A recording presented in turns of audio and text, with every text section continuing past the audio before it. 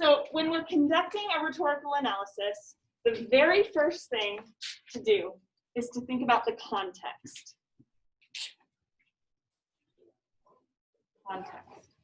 Context is all of the outside stuff that influences what this argument ultimately looks like. And this acronym here will help us understand and cover our bases with all of that outside stuff.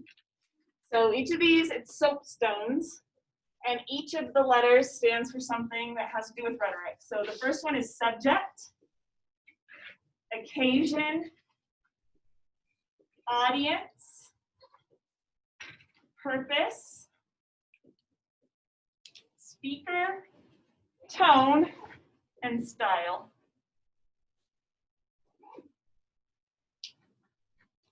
Subject, occasion, audience, purpose, speaker, tone, and style. We're going to be using this for the next, probably this whole first quarter. Okay. So subject. This basically answers the question, what is it about?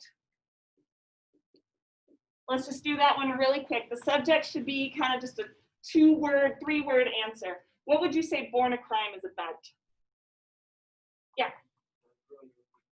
Good, perfect.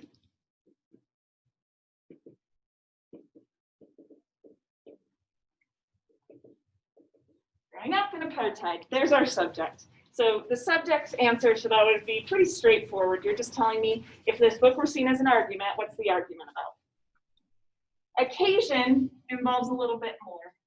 Occasion is the when, the where, and the what of the book.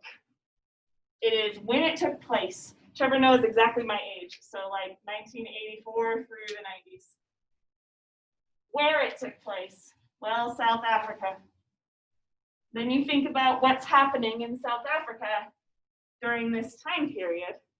And you get all this stuff about apartheid and racism, and we're going to spend way more time on this question. But occasion is like the situation that this text is happening in.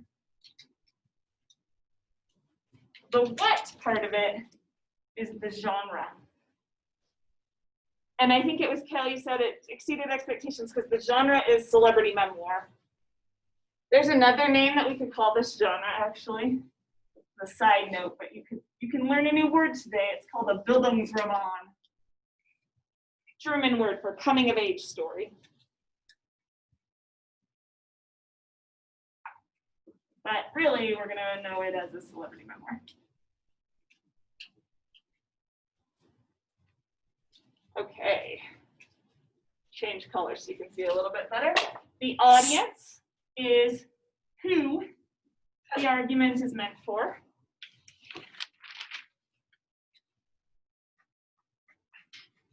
Purpose is pretty clear. Purpose is like, why did they write this?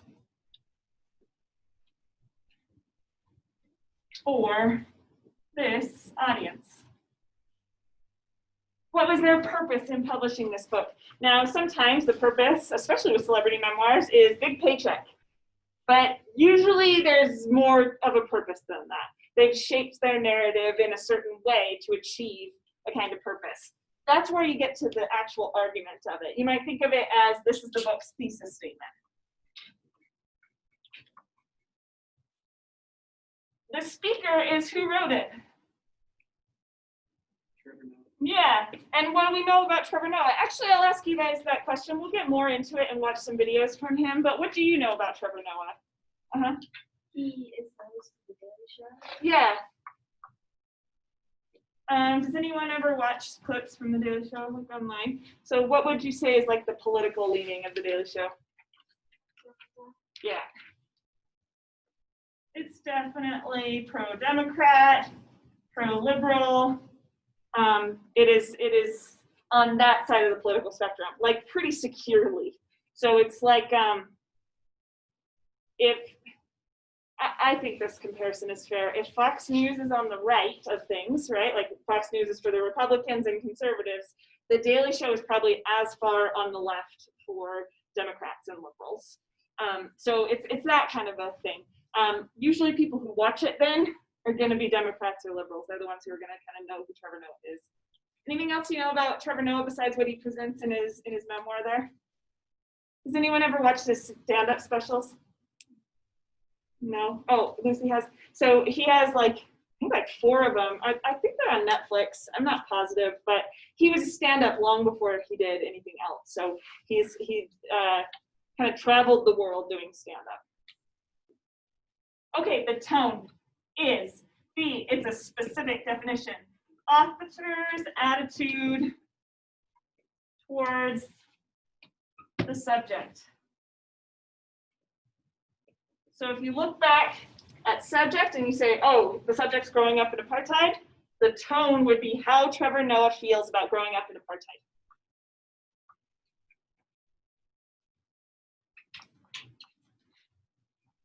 And then the last thing, the style. This is what language choices is the speaker making in order to persuade his or her audience.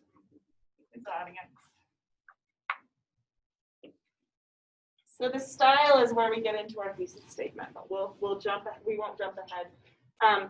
What language choices is the speaker making in order to persuade his audience? What story has he chosen to tell first? What next? What third? Like, why does Trevor Noah start with this idea of his mom throwing him out of the car? Why not start with his birth? Why does he choose to end the memoir when his mom got shot and he's in the hospital with her? Why did he choose to use humor rather than treating it with a lot of gravity and seriousness? Why did he choose to tell us the story of the girls at the prom at all? What does that have to do with his argument? All of those are questions about style. What choices is he making as a writer to present this argument? Okay, does anyone have any questions about SOAPSToneS before we move on?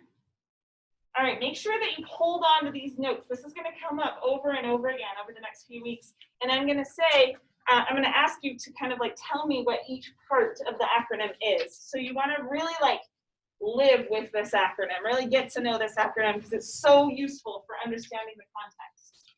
And we're going to think about one part of the acronym here, which is the occasion.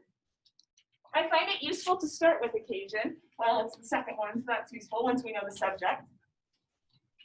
But aren't our persuasive choices so dependent on where and when we are? Like me being a white lady in Salt Lake City changes how I communicate with people, and it changes which arguments I think are important. So we're going to start with the occasion and learn a little bit more about South Africa during apartheid. Let me stop this.